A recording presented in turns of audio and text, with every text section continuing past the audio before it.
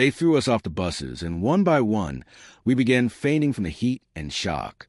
That's not a metaphor. It was 2:07 p.m., sun like a hammer, and 3 charter coaches that were supposed to carry our family to a hilltop ceremony simply stopped on the county road and opened their doors. The drivers, apologetic but firm, said their dispatch had reversed the authorization. No payment, no transport. Then they asked us to step down. My wife fanned my daughter with the program she had designed herself. The maid of honor used a bouquet wrapper as an impromptu ice pack. I watched my future son-in-law, at least I thought future, step away to make a call, then vanish behind a bus and never come back. Rewind 3 weeks, and you'd never have guessed this ending. I'm Robert Miles. I run a small hardware store on Main. Slow winters, busy springs, steady summers when contractors finally realize they need that last box of masonry screws. We are not flashy people. My daughter, Lila, teaches 3rd grade and bakes on Saturdays. The man she chose, Connor, sold himself as a logistics consultant. I make complicated things simple. He charmed our church friends, knew how to shake hands, remembered names. When he looked at Lila, it felt like the room softened. He also talked me into letting him quarterback the vendor side. We'd set aside a respectable budget, and I had already paid a venue deposit. Then Connor said he could negotiate down the rest if we consolidated payments through one event account he'd open. One wire, better rates, less risk, he said. I'd do it for clients all the time. My wife raised an eyebrow. I should have listened to that eyebrow. But he knew the lingo, showed us spreadsheets and emails that looked respectable, and I wanted to believe the man my daughter loved had it all handled. On a Wednesday, I wired $40,000 as an advance to cover the final coach balance. The sound company, the tenting, and the late add-on for a string trio Connor had insisted would make Lila's walk unforgettable. The next day, he sent PDFs. Paid in full stamps, confirmation numbers, a neat color-coded rundown. He even CC'd a transport coordinator at the coach company. It felt professional. Safe. Then came the wedding morning. Butterflies in the house. Steamer hissing. Someone crying happy tears over a crooked boutonniere. Connor arrived in a crisp blue suit and hugged me. It's all set, he said, smelling of cologne and confidence.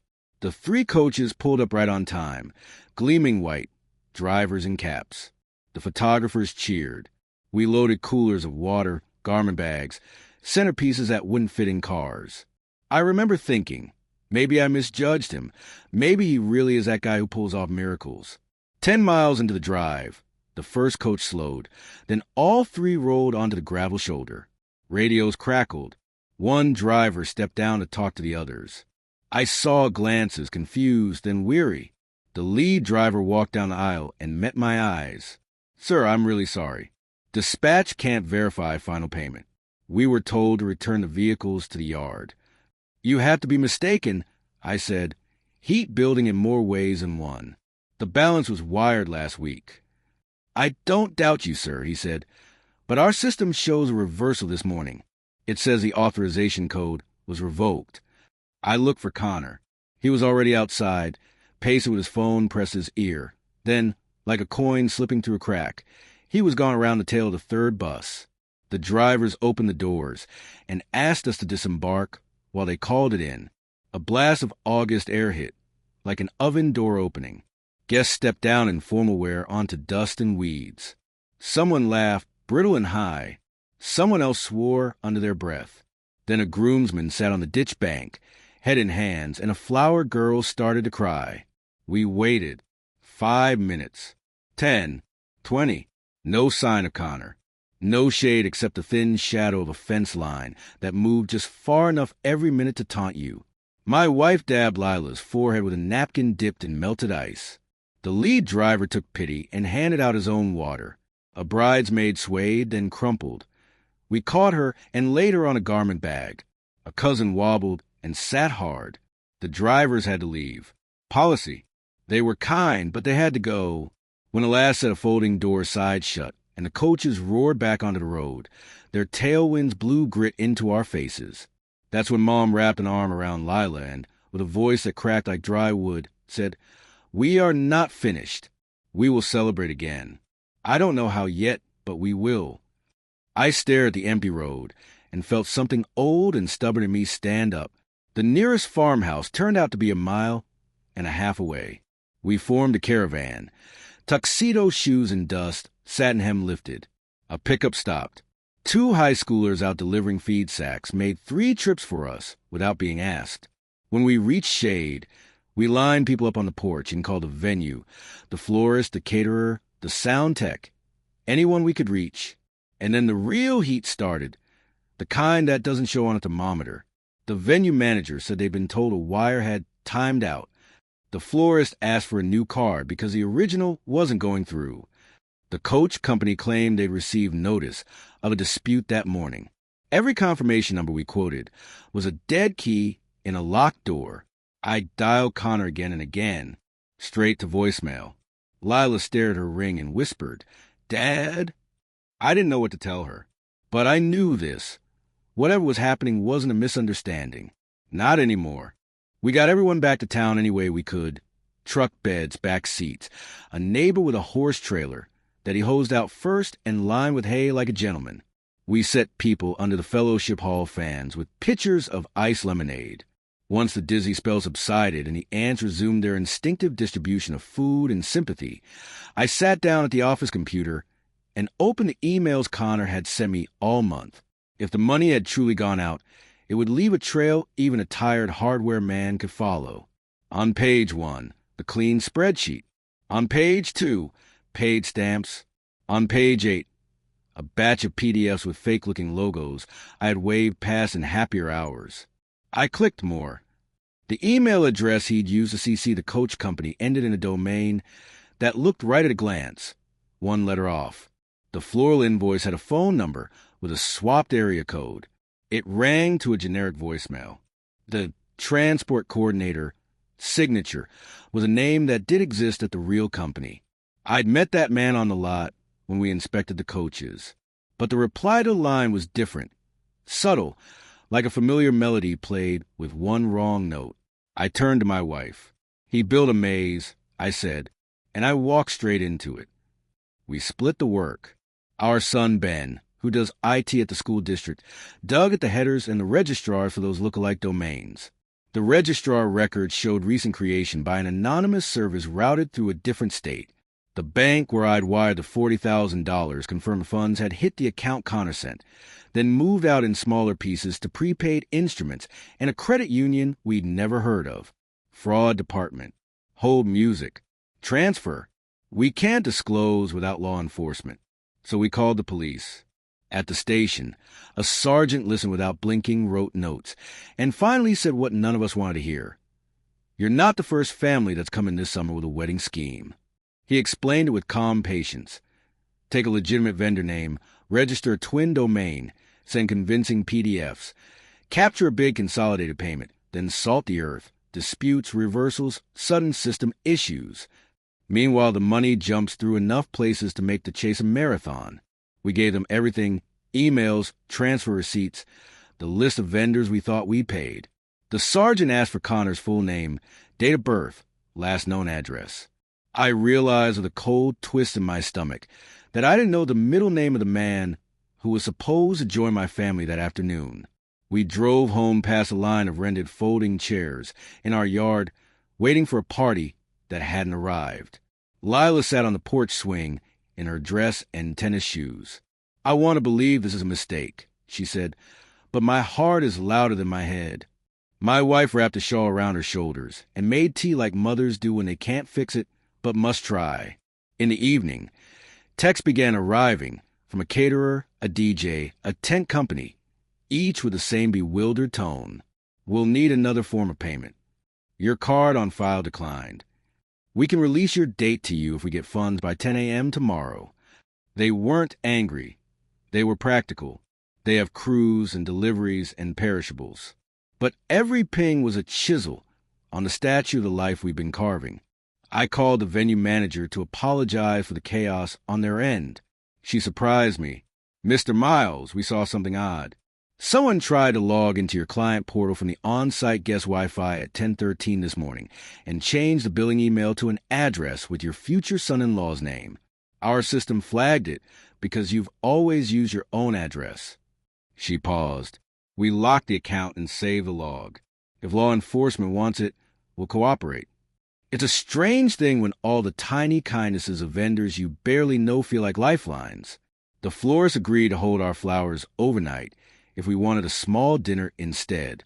The pastor said the sanctuary was open if anyone needed quiet.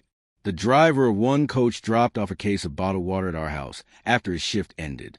He said his wife had seen the post online and felt awful for us. People can be good, even when one person is not. By 10 p.m., there was still no word from Connor. The ring Lila wore felt suddenly heavy, as if it belonged to someone else.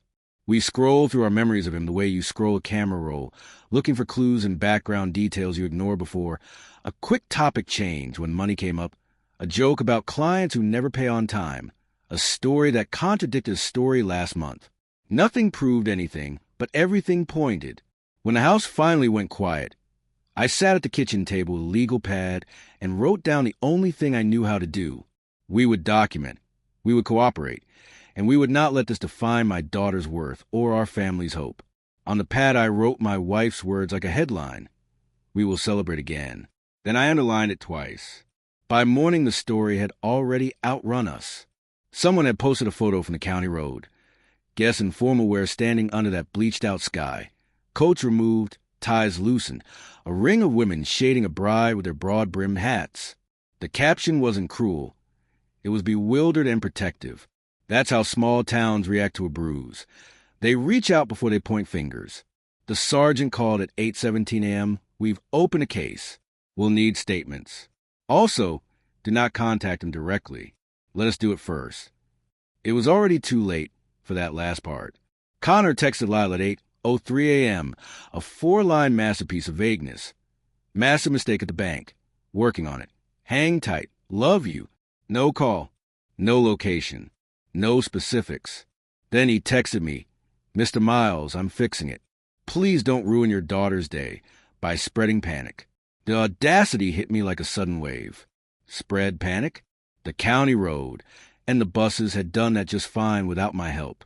The caseworker asked for phone numbers, every email, and any physical mail we'd received. That triggered another domino. When Lila checked her mailbox at the apartment she'd planned to move out of after the wedding, there was a notice from a courier she'd missed, addressed to Event Services care of Lila Miles. The note listed a box at a private mailbox store across town.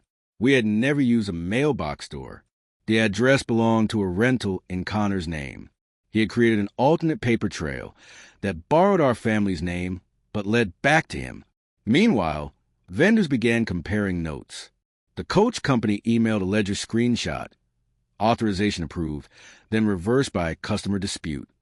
The caterer said an e-check had bounced twice. The tent company said the deposit looked like it came from a card flagged for potential fraud. We're sorry, their manager said over the line.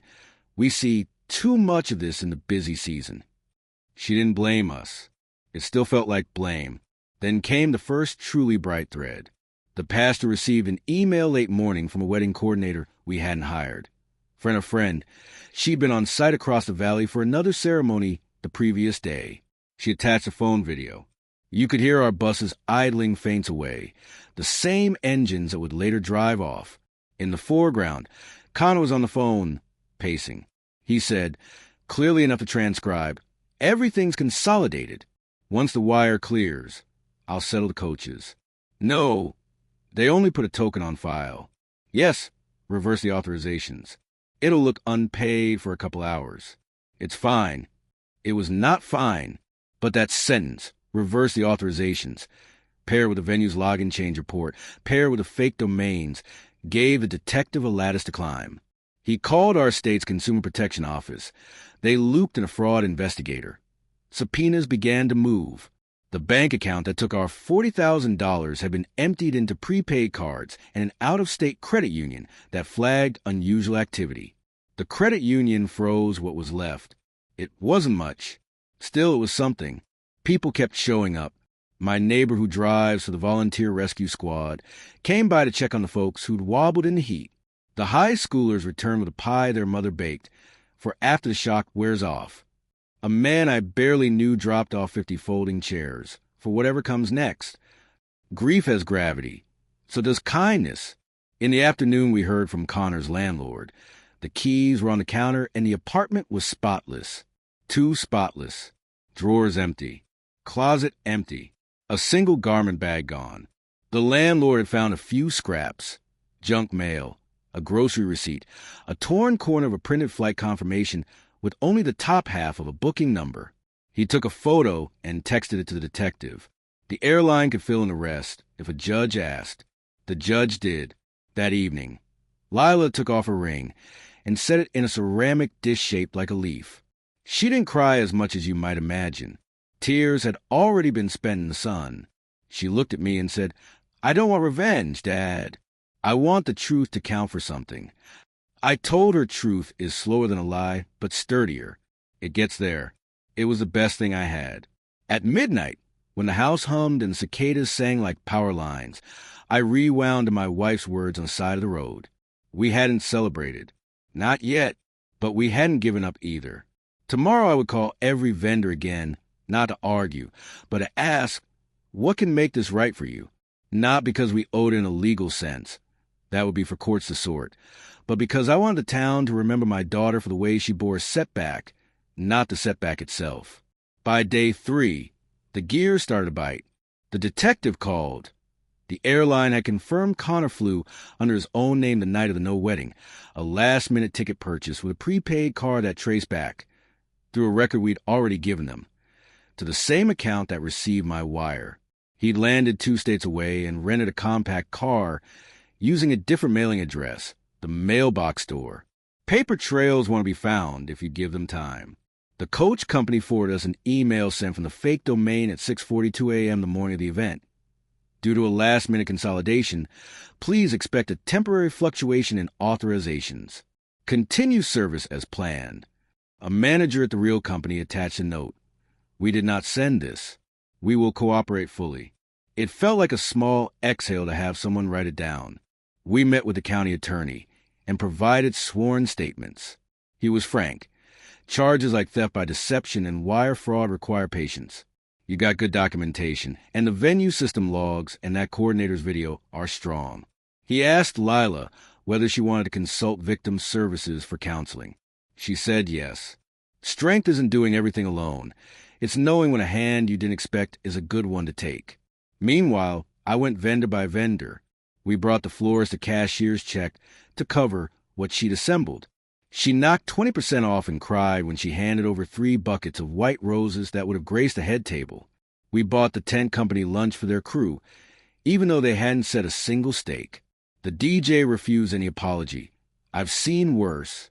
Tell your daughter to play the songs she wants when she wants. No timeline needed.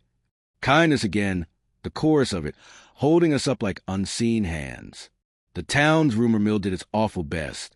Then tired and turned noble. A cousin of someone who thought he knew Connor swore he had a different name before he moved here. A bank teller recognized a pattern from other cases. A clerk at the mailbox store remembered his too easy smile. He always asked for packages like he was picking up a gift, she said. I wanted to believe him. On day 5, the detective rang with a tone I hadn't heard yet. We've got him. Not handcuffed in my head's movie version. Not dragged from a dramatic hiding place. Pulled over for a missing taillight near an ATM where he tried to withdraw the last sliver from a frozen card. Quiet and quiet deceits.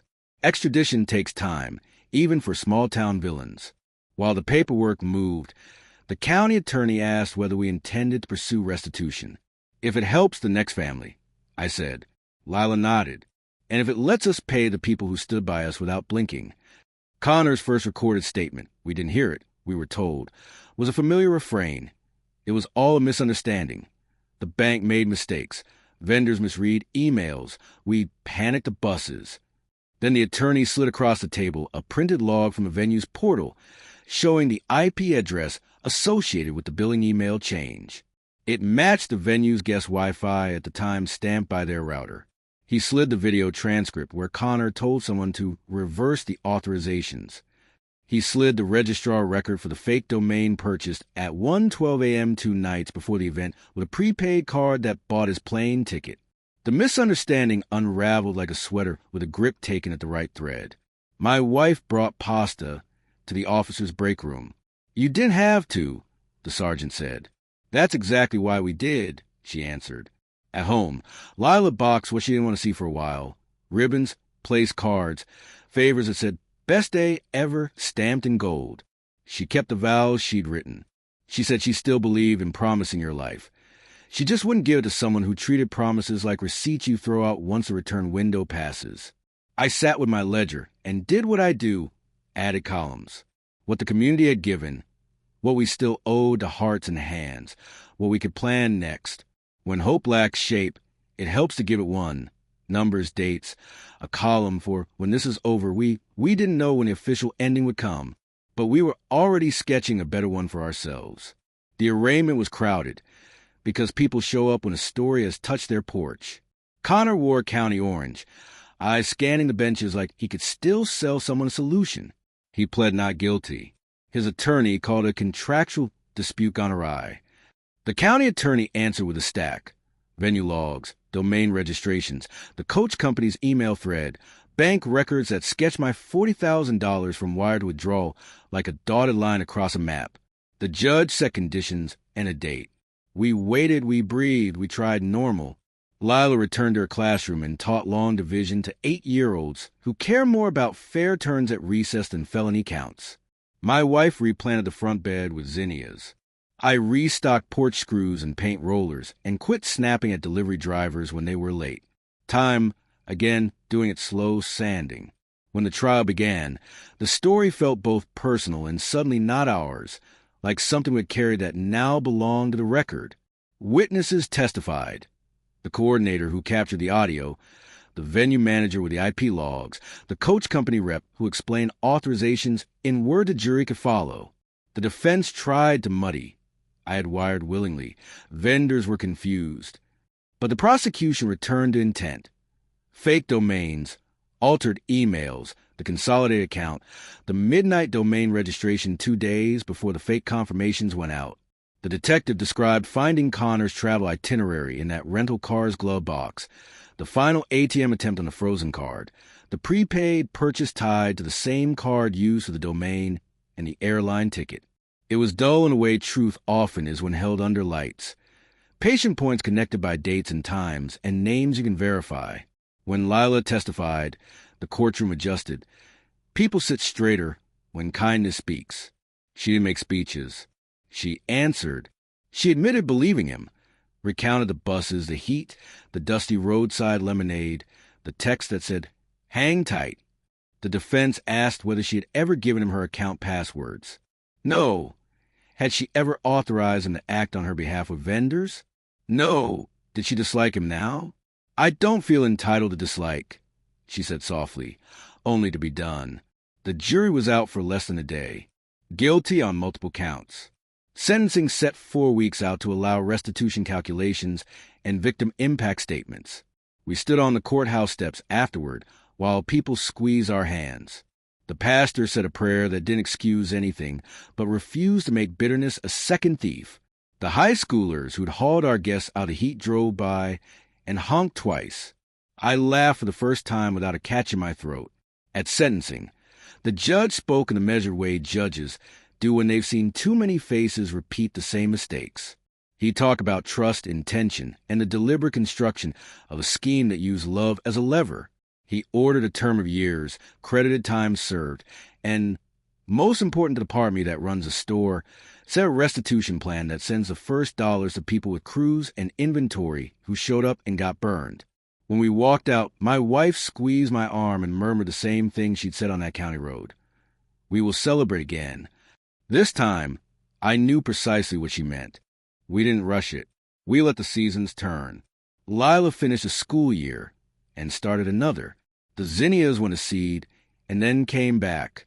People stopped wincing when they drove past our house and, instead, waved like always. We sent thank you notes so long they turned into letters. We settled accounts with vendors who had held the line with us when it would have been easy to turn away. We watched restitution begin as small checks that aren't about amounts so much as acknowledgments. And then we planned a day, not a redo, because there was nothing to redo. This would be a new story. We picked a Saturday in late spring. We booked one coach, paid directly, and the driver hugged my wife when he saw the name on the manifest. The venue comped the hilltop for an hour because this is the ending we all needed. The florist brought buckets again, this time with ribbons that matched the zinnias in our front bed. The pastor kept his message short and sturdy. Lila didn't invite everyone. She didn't have to prove anything. In the months between, she'd made a decision I respected more than anything. She would stand alone for a while, let the ground be solid under her feet before she shared it. So we called it what it was, a celebration of vows kept by a family and community, a promise that love would not be tricked into disappearing. When the coach turned up the lane, nobody fainted. When the doors opened, nobody left us on the side of the road. We walked to the hilltop, and the wind lifted the edges of Lila's dress. She read a few lines of the vows she had written that other day, then folded the page and said, "These belong to another story. Today I promise something simpler, to choose joy that is honest." After the photos, the driver asked whether he could take the long way back by the county road. We said yes. He slowed where the buses had once idled. The ditch grass was taller. The memory was duller around the edges, like a scar sanded by time. My wife leaned toward Lila and whispered, "Again, we will celebrate." And this time it wasn't a hope or a vow. It was a present tense. We held a supper under strings of borrowed lights in the fellowship hall that had sheltered our shaken guests last summer. The DJ plugged into a portable speaker and played the songs we'd wanted. No timeline. People danced with the kind of abandon that belongs to those who stood in heat and kept standing. The high schoolers, now college kids, cut the cake. The coach driver and the florist and the venue manager clinked mason jars. The pastor laughed so hard he wiped his eyes with a napkin. I made a toast near the end, not long, because a good day doesn't need long speeches. I said we had been embarrassed, and we had been angry. We had felt foolish, and then we had felt brave. I said the truth had counted for something because people insisted it should. I thanked those people by name. I didn't mention them. Some ghosts don't deserve the dance floor. When the evening cooled and the lights made halos and trees, I stood at the edge of the lawn and watched my daughter spin barefoot with her students who had come to cheer their teacher. For the first time in a year, I felt the exact shape of the thing we'd almost lost. Not just a wedding day, but a way of believing the world could be trusted. We hadn't gotten that back by force. We'd gotten it back because neighbors handed us its pieces and refused to let one man keep them. On the drive home, my wife rested her head on my shoulder at a stoplight and said, simply, "We did it." And I thought of the road, the heat, the dust, the first gulp of lemonade, the case file, the courtroom, the hilltop, the second bus that arrived precisely on time. We had not been spared the hard parts, but we had been carried through them. We didn't win a fortune or a headline. We won the right to tell our story without flinching and to let it end here, on a night with laughter in the trees and nothing left to prove.